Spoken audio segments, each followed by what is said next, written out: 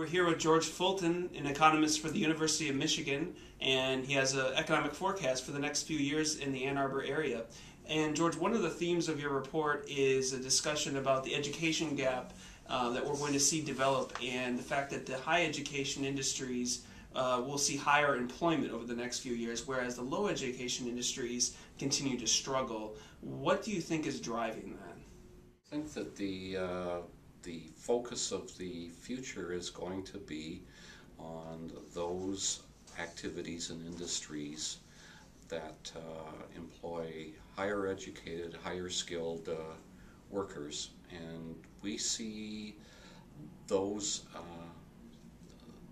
industries growing over the next few years in the Washtenaw County area at a fairly solid pace, whereas those industries that require lower educational attainment employees will continue to decline. It's going to be a rough economy. It's going to continue to be a rough economy for those types of workers. We see a little bit of a rebound in 2012, but there's a very distinct division between those two groups, which is not just starting now. It's been for a while, but we're going to see that split even emphasized. You've asserted in your report show that Ann Arbor is still impacted by the auto industry, albeit significantly less than in years past. How do you quantify that, I guess, or what trends do you see occurring in that piece? Yeah, when people think of Ann Arbor, they think often of the city of Ann Arbor.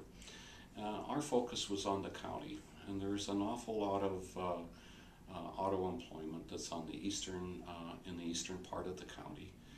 In 1990, we had over 19,000 jobs in the motor vehicle industry. We're now down to around 4,000 jobs.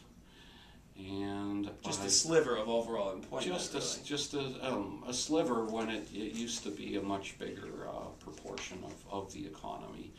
And in 2012, we see it even falling further to 3,000. And in fact, we'll have more people working in grocery stores in the county in 2012 than we will have working in the auto industry. You know, in your report you said one thing that might impact the report over the next few years is the possibility that the technology companies in this area could end up adding more jobs than you expect. Is that just because those companies are connected to the university and they have great technology? I know you mentioned that in our discussion. Some of that is connected to the university and its outreach activities. It's part of the knowledge economy. It isn't just the knowledge economy, but we're very optimistic about the technology sector. We see it growing over the next few years. It's one of the growth sectors. But we see it growing beyond that as well. And we could even be a little bit too pessimistic in our forecast over the next 2 years on that sector, simply because some of the growth might come earlier rather than later than we anticipate. Well, George, we appreciate it, and thanks for watching.